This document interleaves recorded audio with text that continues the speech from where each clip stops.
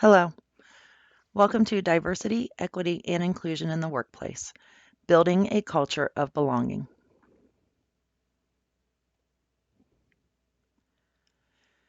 Before I delve into today's learning outcomes, it is crucial for all of you to grasp that diversity, equity, and inclusion is a broad, evolving topic that can often be contentious. This training session is designed to introduce you to the concept of DEI and the initial steps involved. It's important to understand what diversity, equity, and inclusion mean, and the primary starting point is to cultivate self-awareness and reflect on your own DEI values, beliefs, and practices. There are 5 learning outcomes of this training session. By the end of the session, you should be able to define diversity, equity, and inclusion, understand and be able to reflect on your own implicit biases. Hopefully, you'll demonstrate an increased motivation to promote DEI in the workplace.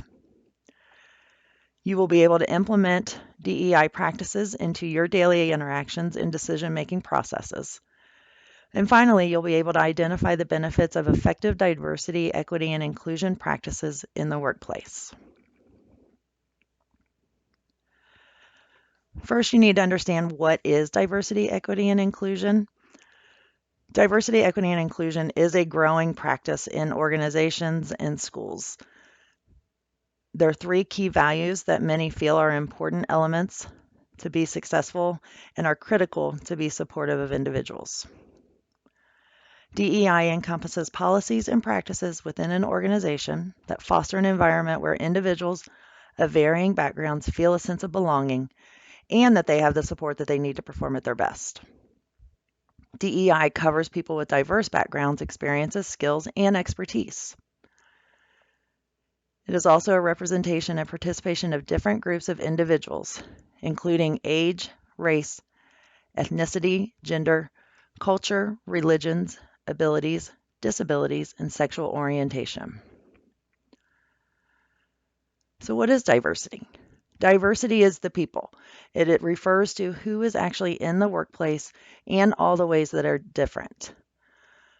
So many people want to focus that diversity, equity, and inclusion is always about race, but it is not always about race. It is about all of these different ways that make people unique.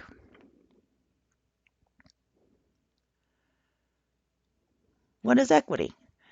Equity is the process of promoting fair and impartial treatment, access and opportunity and advancement practices and policies. This picture is a very common picture for equity.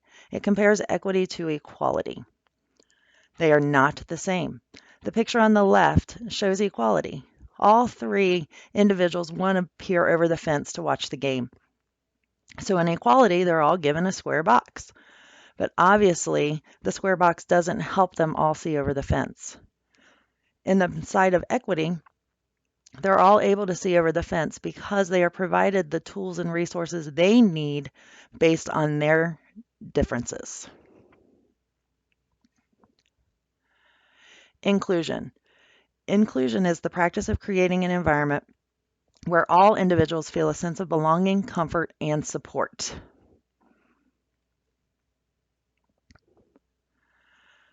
Cultural competence.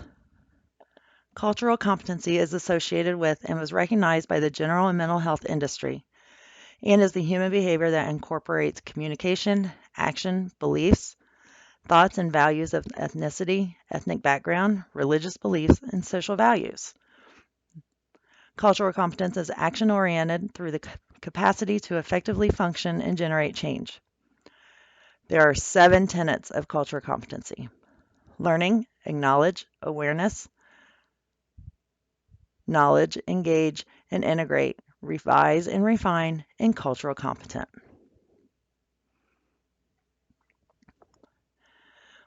What I would like for you to do right now is pause this video and take the cultural competence self-assessment that you have been provided.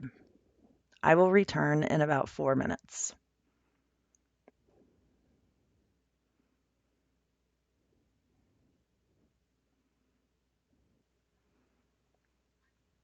Hopefully, taking that self assessment on your cultural competency allowed you to ask yourself some questions, reflect, and set some goals.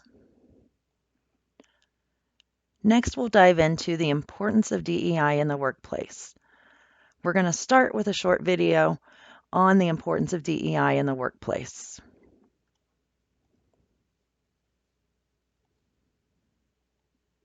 Hello world, my name is Shelley and today we're going to talk about the importance of diversity, equity, and inclusion, also known as DEI, in the workplace. This topic has changed a lot over the last few years, and it is more important than ever to understand the impact that DEI has on an organization. Let's talk about some tips on implementing cultural diversity in the workplace. The most important piece to cultural diversity is that it widens your talent pool.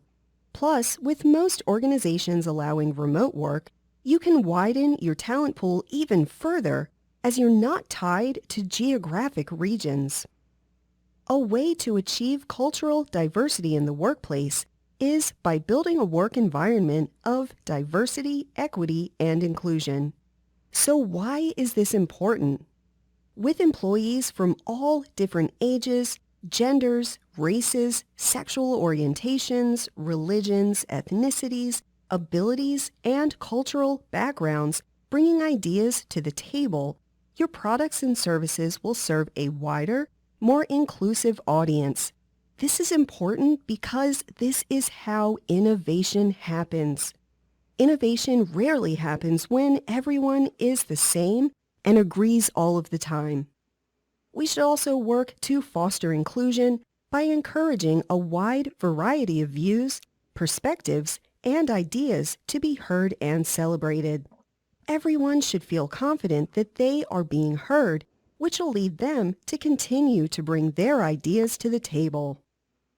When we embrace DEI at an organizational level, there are huge benefits for all of us, including increased productivity as people who come together and bring their own style of working together tend to support a more productive team.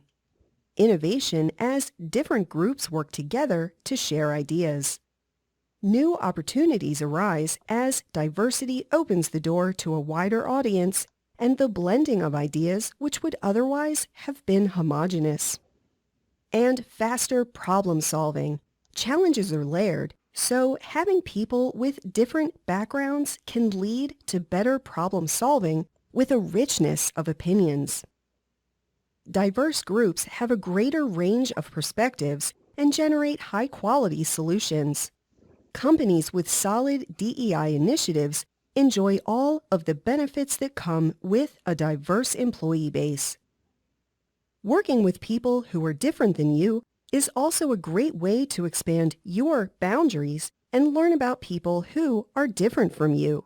This can go a long way to help you achieve personal growth. How do you support DEI in the workplace? The first step is to get involved. You can join a DEI committee in your workplace, start conversations, and give feedback. Most people say that they support DEI, but their actions suggest otherwise. You cannot both support DEI and stay out of the conversation or avoid conflict. Your actions must support your words. The second step is that you need to listen. You should welcome ideas that are different from your own and support your fellow teammates. Listening is a hard skill to master, as it is human nature to want to offer your opinion. However, you need to understand that your opinion can and should be changed. None of us are right 100% of the time, and you should be open to the ideas of others. The third step is to join a community. There are communities on social media and events that you can attend to support marginalized groups.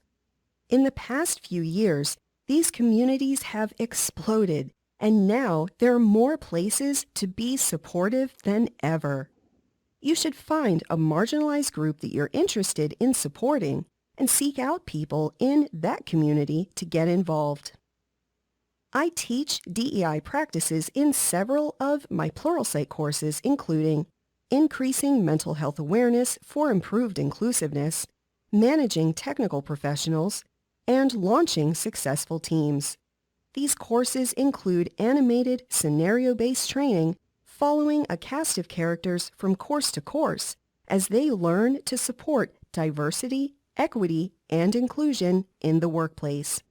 These courses cover topics such as supporting people with mental health disorders, ensuring that your talent pool is inclusive, and much more. Visit hofstech.com/DEI to get started with these courses today.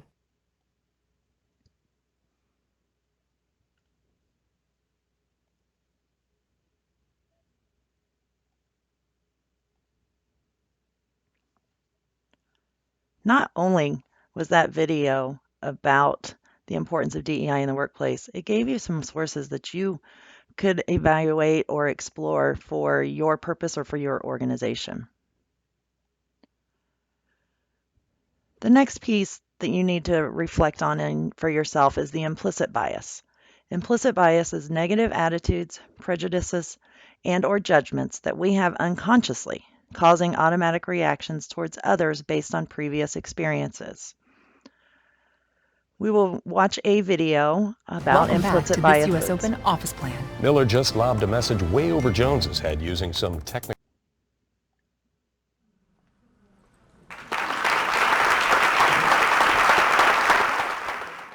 I want to make an argument to you. I want to make a case to you. And the argument that I want to make is that the way that we currently think about, talk about, and act on issues of racial bias and other lines of difference in this country is woefully inadequate and it's incomplete. The way we think about, talk about, and act on issues of racial bias and other lines of difference in this country is woefully inadequate and it's incomplete. And in making this case, I want to build on the very robust and compelling evidence that has been coming out of the science community for the past 10 plus years that suggests that if we want to move to a radically different place, a radically better place on issues of race and difference in this country, we have to pay attention to something called implicit bias. So what is implicit bias? Oprah Winfrey has talked about it. Malcolm Gladwell has written about it. Normally we say when Oprah is talking about it and Malcolm is writing about it, everybody knows about it, which isn't always the case.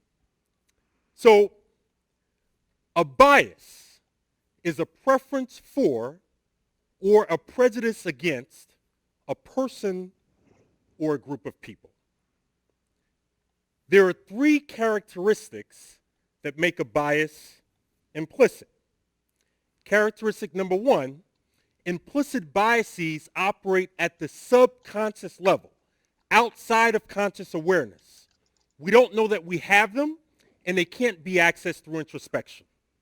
In other words, the science of implicit bias says that none of us can sit here in this room right now, scratch our heads, and wonder out loud, do I have a bias against men, against women, against black people, against white people, against immigrants, and expect to accurately answer that question, because the nature of an implicit bias is such that we don't know that we have them. Characteristic number two, implicit biases oftentimes run contrary to our conscious stated beliefs about who we are as human beings and what our values are. In other words, the science of implicit bias says that you can be a school administrator and say that you are deeply committed to nurturing and building up young people, and yet be the same school administrator who leads your school in high rates of suspensions and expulsions of young people. And both of those things would be true. Consciously, you're deeply committed to building young people up. Unconsciously, you're doing harm in the process. The science of implicit bias says that you can be a law enforcement officer deeply committed to the mantra that appears on the side of police vehicles that says what? Protect and serve. and yet be the same law enforcement officer who leads your precinct or your district in high rates of stops and frisks of young men of color. And both of those things would be true. Consciously, you're deeply committed to the principles of protecting and serving. Unconsciously, your behavior is inconsistent with that. The third characteristic that makes a bias implicit is that implicit biases are triggered through rapid and automatic mental associations that we make between people, ideas, and objects, and the attitudes and stereotypes that we hold about those people, ideas, and objects. And so, case in point, I want to do a quick exercise around the power of mental association. So in a minute, I'm going to flash a few words on the screen. And what I want to ask you to do is I want you to quickly reflect on and or call out the associations that you make with those words or that you believe the broader society makes with those words. And so this requires a little bit of call and response. So, government. Corporate. Suburbs. Subsidized housing.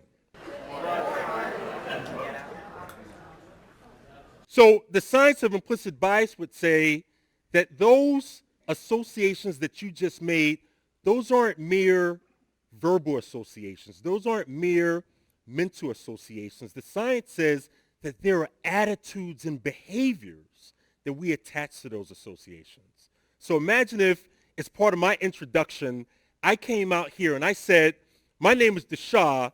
I want to talk with you about something innovative. And I'm here representing local government. I used to work in corporate America. I was born and raised in subsidized housing, but I now live in the suburbs of Alexandria, Virginia. The science would suggest that for many of you, for those who said that your automatic mental association with government is corrupt, or your automatic mental association with corporate is greed, you would receive me through that filter, oftentimes at the unconscious level. And it would color for you every single word that comes out of my mouth. So that's how implicit bias works. These rapid and automatic mental associations that shape and mold behavior every single day, oftentimes in ways that we're not even aware of, oftentimes in ways that do harm to others. So there are three reasons why focusing on implicit bias at this particular moment in time is important, and why I believe that a focus on implicit bias can help move this country forward.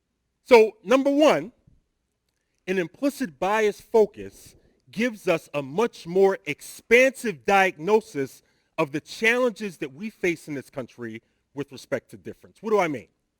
We know from the work of esteemed scholars Mazarine Banaji and Anthony Greenwald that a significant amount of the harm being experienced and transmitted in this country with respect to racial bias and other lines of difference, we know that a significant amount of that harm stems from implicit forms of bias in addition to explicit forms of bias.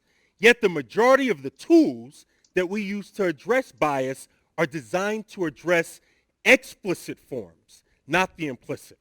So in essence, what we have in this country is a mismatch, a disconnect between how we diagnose challenges around difference and how we treat them. An implicit bias approach gives us a much more expansive diagnosis and a much more expansive toolbox. And my belief is that if we get the diagnosis right, we will get the treatment right. If we continue to get the diagnosis wrong, we will get the treatment. Number two, implicit bias is both predictive and it's preventive. Predictive in the sense that a person can go to the website for Project Implicit, Take any one of the online implicit association tests and receive a test result that can serve as a predictor of discriminatory behavior. It's preventive in the sense that there are emerging and promising strategies coming out of the science community that suggest with internal motivation and habitual practice, we can do things to reduce our vulnerability to act on our biases. And I believe that that is what the country needs right now. We need a prevention approach around issues of bias and difference versus an emergency room response. Right now, we have an emergency room response. We wait for stuff to happen, then we rush to the emergency room. We need a prevention approach, and implicit bias gives us that. Lastly, and number 3, implicit bias, or an implicit bias approach, helps to reduce the shame and the shaming that's associated with talking about and addressing issues of bias. Author and researcher Brene Brown draws an interesting distinction between guilt and shame. She says, guilt says, I made a mistake and I can do something about it. Shame says, I am a mistake. This is who I am. I'm a horrible human being. There's nothing I can do about it. I'm going to always be this way. And what I want to submit to you is that my belief is that one of the biggest challenges that we have in this country and how we address issues of bias is that we engage in self-shaming, and if we're honest, sometimes we intentionally and unintentionally shame others. And my belief is that as long as we continue to do that, human beings would never feel the motivation that they need to do the self-change work or the broader societal change work that we need to do. An implicit bias approach addresses this because it makes the central question not are you racist or not racist, are you sexist or not sexist. An implicit bias approach makes the central question, how do we get our actions and behaviors, how do we align our actions and behaviors with our consciously held egalitarian beliefs? Or at least for those people who do hold egalitarian beliefs. And my belief is that many people do. So that's why this work is important at this particular moment in time. And in closing, I want to leave you with a quick idea. The late child psychologist Yuri Bronfenbrenner once said that every child needs at least one adult in his or her life who is irrationally crazy about him or her. Raise your hand if you've had that at any point in your life. And so you know what it feels like. My belief is that not only does every child need that, but every human being needs at least one other human being in their life who is irrationally crazy about him or her. And the only way that we're going to have that is if we do the internal change work that we need to do to make the external change work possible. Thank you very much.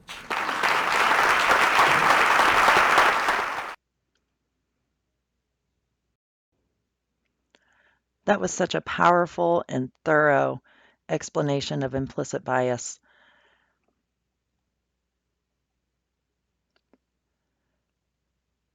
I want you to pause this video and take a moment to read about implicit bias and explicit bias, their definitions, and how they differ in measurement, role, and discrimination, and how to avoid them.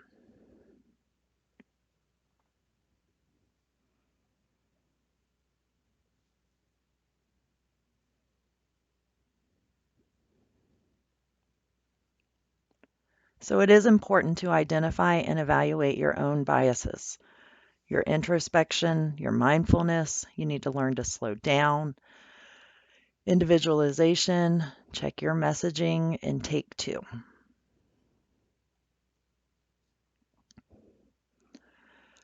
I'm going to walk you through a very interesting, eye-opening, and activity that can provide some self-awareness for you. It is from the National School Reform Faculty, and it's called the Zones of Comfort. we have three zones of comfort: a comfort zone, a risk zone, and a danger zone. Our comfort zone is where we feel most at ease. We have no tension. We have confidence on the topic or the task at hand. And we know how, if challenges come at us, we know how to navigate it. The risk zone is the most fertile place for learning.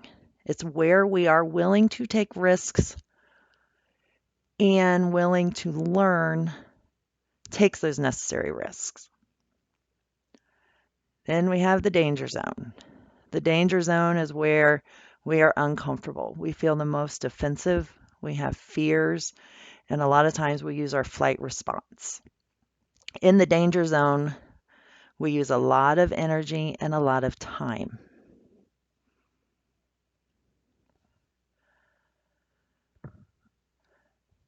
So I'm going to go through the directions of what I want you to do in this zones of comfort activity. And then if you will pause the video and complete the activity, and it should take you probably 5 to 8 minutes to really put some effort and some thought into this. So on a piece of paper, draw a diagram of concentric circles, very similar to this. The middle circle is your comfort zone, the second circle is your risk, and your third is your danger. Consider the various aspects of your work. What aspects make you feel comfortable? Those that feel like some risk is involved, but generally positive. And then the other ones that really bog you down. They make you feel defensive. They cloud your judgment and make you want to retreat.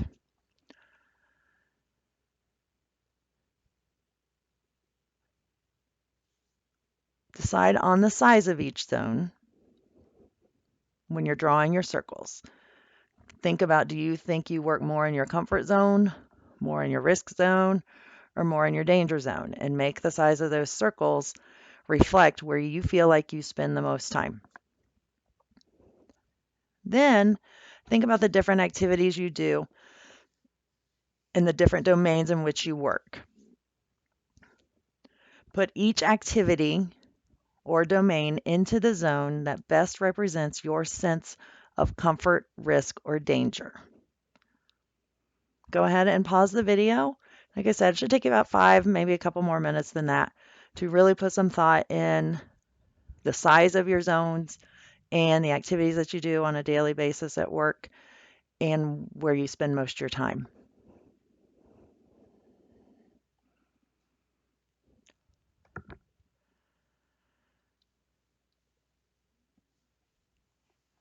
Here is a process that can help you start to build diversity, equity, and inclusion into your decision making, your practices, and something you can start in your industry or organization or community. It's called the 7 Commitments of Community Building. There are 7 commitments in there: nonviolence, emotional intelligence, social learning, democracy, open communication, social responsibility, growth, and change. Those 7 areas are the 4 pillars of the sanctuary model. The 4 pillars are safety, loss, future, and emotions. If you can commit yourself to these 7 commitments, it can help you reflect, pause, take time, and start to practice diversity, equity, and inclusion into your decision making and your practices.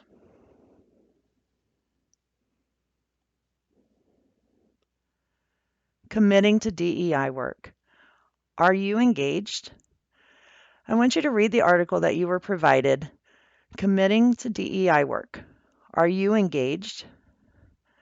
Brian writes this article in regards to IT leadership, but the content of the article applies to all leaders in workplace environments. So go ahead and pause the video and read the article that you've been provided.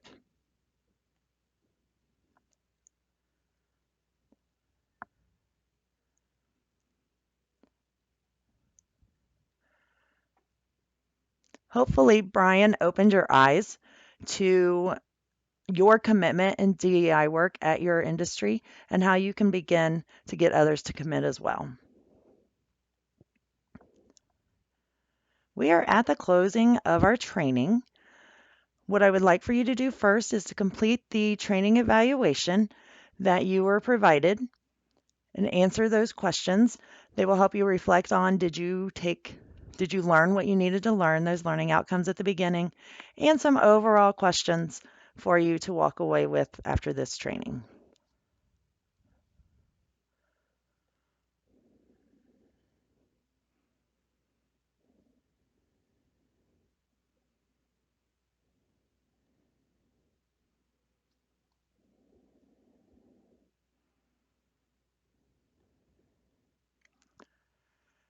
Thank you for completing the evaluation. Thank you for participating in our training session. And hopefully you are able to reflect on your DEI processes and practices, values and beliefs, and promote that in your organization. Thank you.